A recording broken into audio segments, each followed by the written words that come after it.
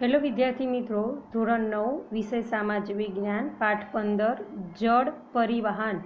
તો આપણે આજે વિવિધ નદીઓ કેવી રીતે આપણને પાણી પુરવઠો પ્રાપ્ત થાય છે એના વિશે આપણે અભ્યાસ કરીએ.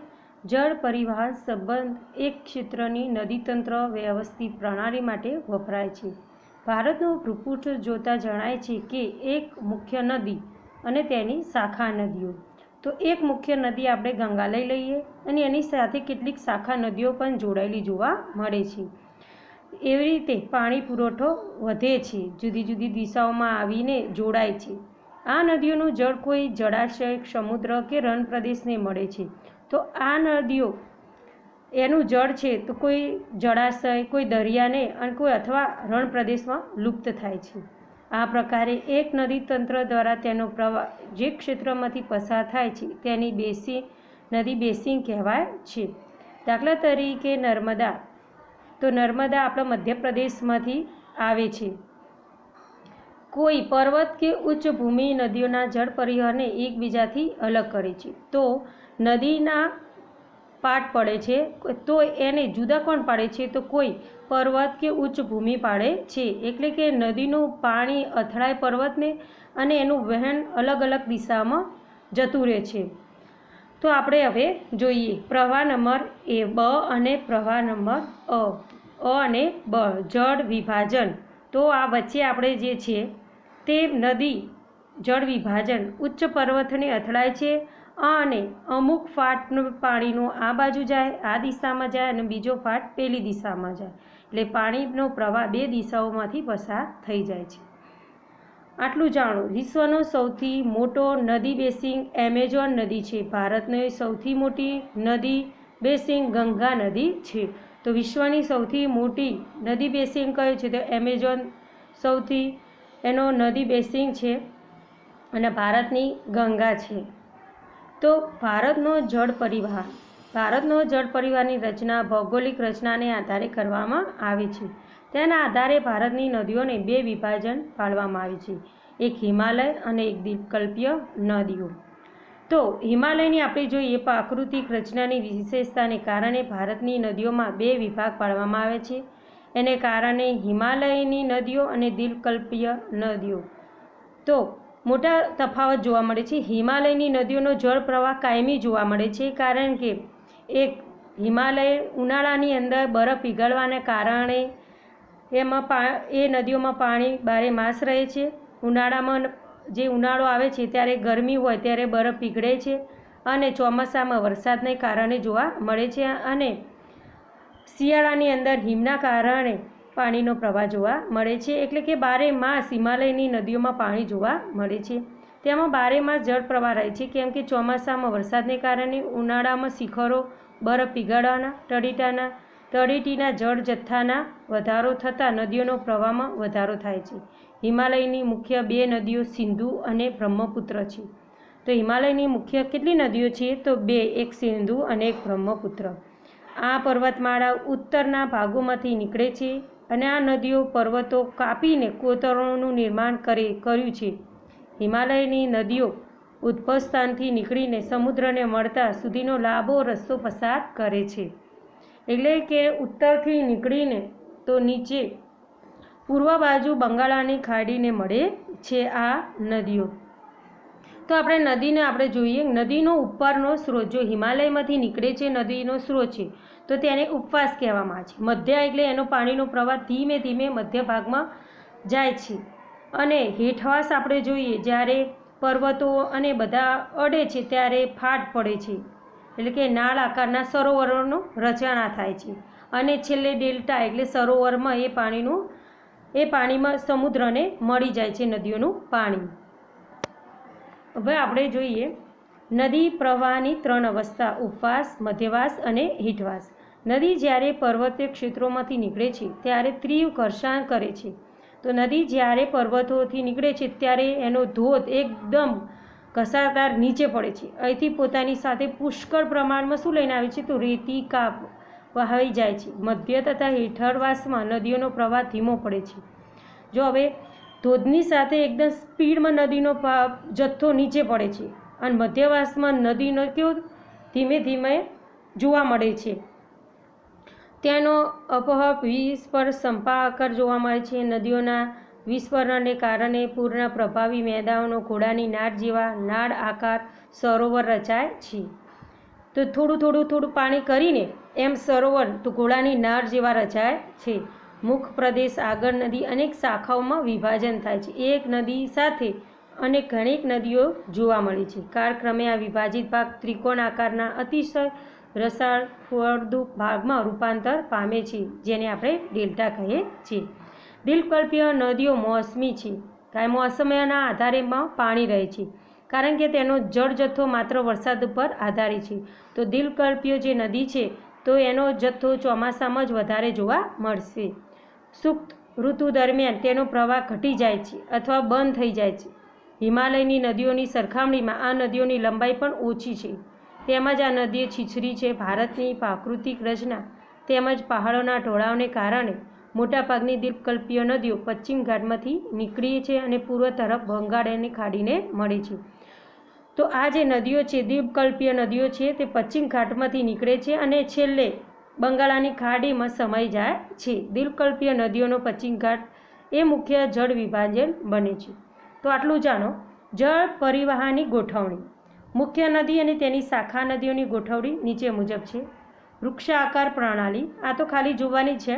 મુખ્ય નદી અને તેના શાખા નદીઓની ગોઠવણીથી એક વૃક્ષની ડાળીઓ જેવી સુંદર રચના થાય છે, તેને વૃક્ષાકાર નદી રચના તરીકે ઓળખાય છે, જેમ કે ગંગા અને તેની કેટલીક શાખા નદીઓ. જાડી આકાર પ્રણાલી, તો પર્વતીય પ્રદેશોમાંથી નીકળતા ઝરણા પહાડી ઢોળાવને કારણે એકબીજાને મળે છે, ત્યારે તેની રૂપરચના મળી આકારની બને છે, જાડી આકારની બને છે. જેમ કે હિમાલયના ઢોળાવ પરથી નીકળતા અનેક ઝરણા નાના મોટા જોવા મળે છે. આયતકાર પ્રણાલી, મુખ્ય નદી અને શાખા નદીઓ એકબીજાને કાટખૂણે મળતી હોય છે. આ નદી રૂપરચનાનો આયતકાર રચના કહે છે. મોટાભાગે ફાટખીણોમાંથી વહેતી નદીઓ આ પ્રકારની રૂપરચના ધરાવે છે, જેમ કે નર્મદા.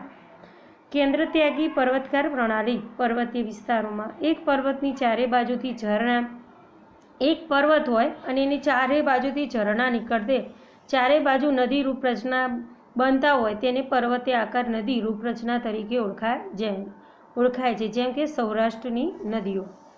હવે આપણે જોઈએ નદી વિશે માહિતી મેળવીએ. તો મુખ્ય નદીઓ અને સરોવર, તો તમે જુઓ અહીંયા તો સિંધ નદી ઉપરથી નીકળે છે, તો તેનો પ્રવાહ ધીરે ધીરે નીચે ઉત્તરથી પશ્ચિમ બાજુ આવે છે. તેની સાથે કેટલીક ચંબલ, બેતવા, રાવી, સતલુજ નદીઓનો સંગમ થાય છે અને ઠેઠ અરબ સાગર એટલે કે ગુજરાત જોવા મળે પશ્ચિમ બાજુ, તો તેમાં તે અરબ સાગરની અંદર સમાઈ જાય છે.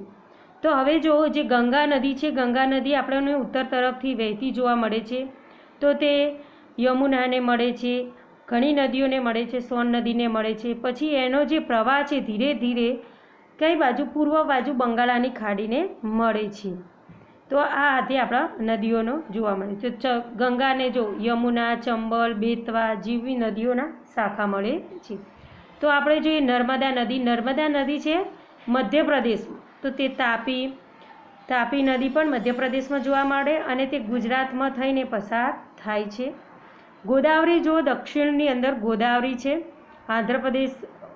મહારાષ્ટ્રમાં નાસિકમાંથી નીકળે છે અને તે ગોદાવરી ઉપર થઈને મધ્યમાં થઈને પસાર થઈને બંગાળની ખાડીને મળે છે. તો નીચે કાવેરી નદી છે અને કૃષ્ણા નદી પણ જોવા મળે છે મહારાષ્ટ્રમાં. તો આ બધી નદીઓના સંગમ એકબીજાને મળીને છેલ્લે સમુદ્રને મળે છે. હવે આપણે જોઈએ હિમાલયની નદીઓ. ભારતની મુખ્ય નદીઓ છે હિમાલયની નદીઓ. જોઈએ આપણે તો હિમાલયમાંથી કેટલી નદીઓ જોવા મળે, તો સિંધુ, ગંગા, બ્રહ્મપુત્ર હિમાલયમાંથી નીકળીને મુખ્ય નદીઓ છે. આ નદીઓ લાંબી છે કારણ કે તે 12 માસ પાણી પુરવઠો જોવા મળે છે. તેમજ અનેક શાખા નદીઓ તેને મળે છે. કોઈ એક મોટી નદી તેની શાખા નદીઓ એકબીજાને મળે ત્યારે તે સ્વરૂપ રચાય છે. તેને જળ પરિવાહક પ્રણાલી કહેવામાં આવે છે. સિંધુ નદીની પ્રણાલી, સિંધુ નદીનું ઉદ્ભવ સ્થાન તિબ્બતમાં આવેલા માનસરોવરની નજીક છે. તો આપણે જે સિંધુ નદી છે અત્યારે પાકિસ્તાનમાં છે, એનો આપણે 20% પાણી પુરવઠો ભારત સરકાર વાપરી શકે છે. તો સિંધુ નદીનું ઉદ્ગમ સ્થાન તિબ્બતમાં આવેલા માનસરોવરની નજીક છે. પ્રથમ તે પશ્ચિમમાં વહીને ઉત્તર પશ્ચિમ તરફ ગતિ કરે છે. આમ તે જમ્મુ કાશ્મીરમાં લદ્દાખ જિલ્લામાં પ્રવેશ કરે છે.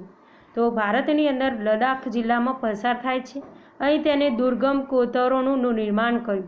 અહીંયા તેને જારસ્કા, નબુરા, શોક અને હુંજા જેવી નદીઓ મળે છે.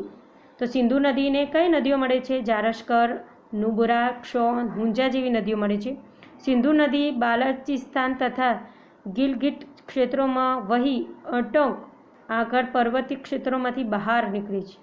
સતલુજ, બિયાસ, રાવી, ચેનાબ, ઝેલમ જેવી શાખા નદીઓ છે. આ પાંચેય નદીઓ પાકિસ્તાનમાં મિઠાનકોટ પાસે સિંધુ નદીને મળે છે. આ બધી નદીઓ સંયુક્ત પ્રવાહ દક્ષિણ તરફ વહી છેવટે પાકિસ્તાનમાં થઈને અરબ સાગરને મળે છે.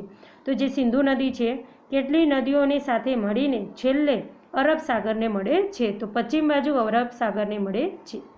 આ નદી મેદાનના મંદ પ્રવાહથી વહે છે. આ નદી બેસિનનો ત્રીજો ભાગ ભારતના જમ્મુ કાશ્મીરના પર્વતીય ક્ષેત્રોમાં આવેલો છે. તો આ નદીનો બેસિન ભાગ ત્રીજો ભાગ ભારતના જમ્મુ કાશ્મીરમાં પર્વતીય ક્ષેત્રોમાં આવેલો છે.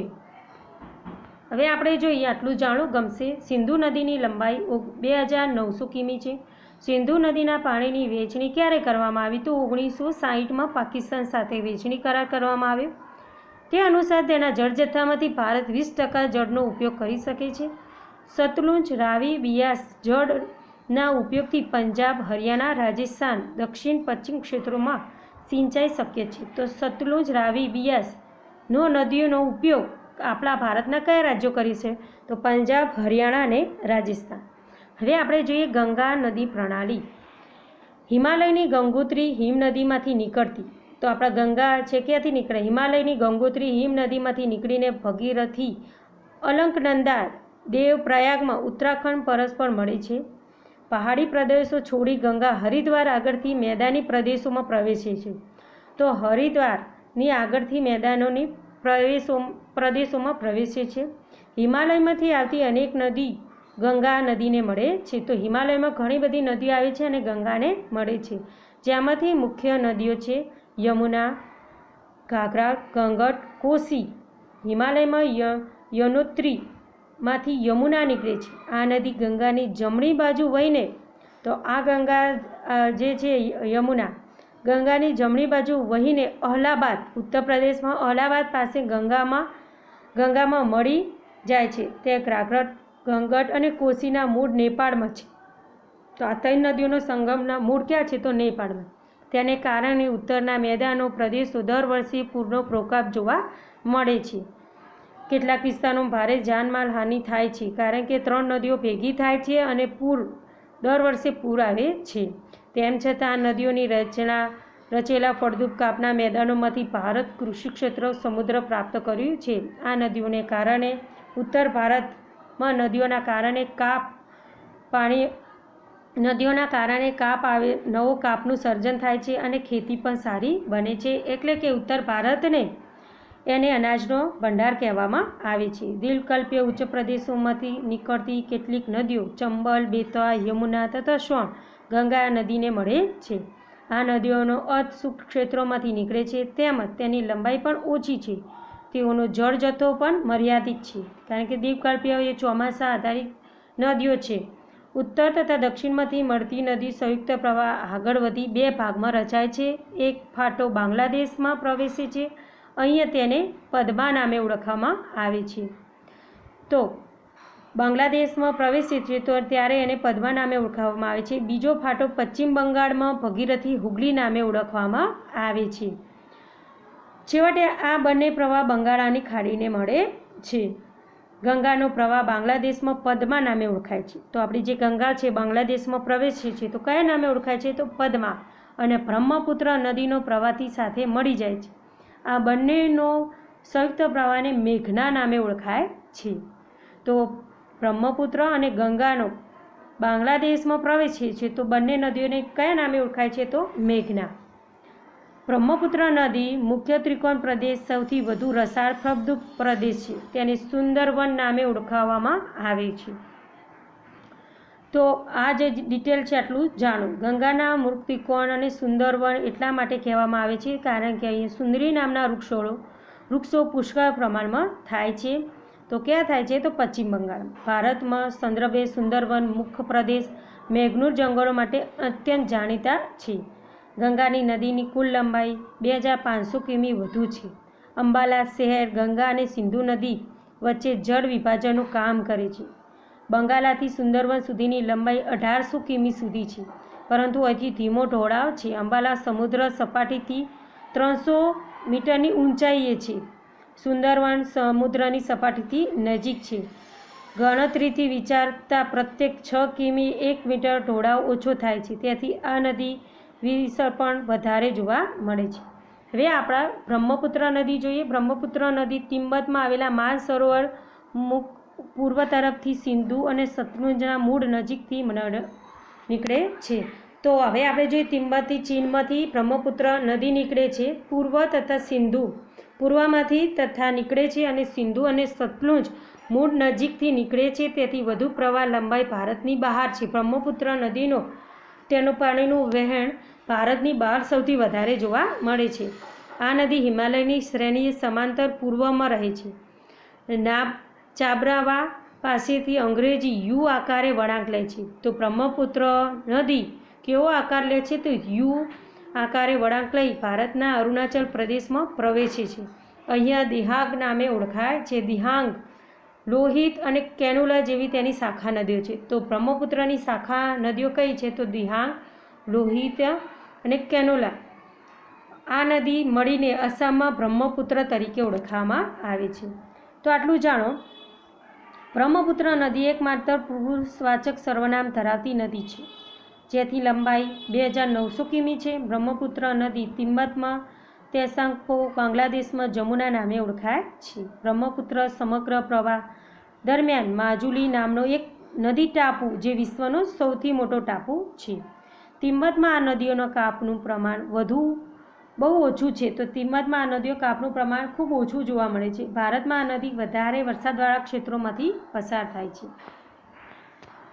ત્યાંથી અહીંયા જળ જથ્થાની કાપની માત્રામાં વધારો થાય છે. આસામમાં અનેક શાખા નદીઓ મળે છે. આમ બ્રહ્મપુત્ર નદી ગુફિત સ્વરૂપમાં રહે છે.